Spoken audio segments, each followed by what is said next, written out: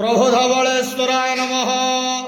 दीपं ज्योति परम ब्रह्म दीपं ज्योति जनार्दनः दीपहरतु मे पाप पूजा दीप नमस्तुते। बाबा धवलेश्वर महाप्रभु संसार सुखी रख। आज पवित्र श्रावण मासर प्रथम सोमवार प्रतिपदा तिथि समस्त भक्त मानकर मनस्कामना पूर्ण कर।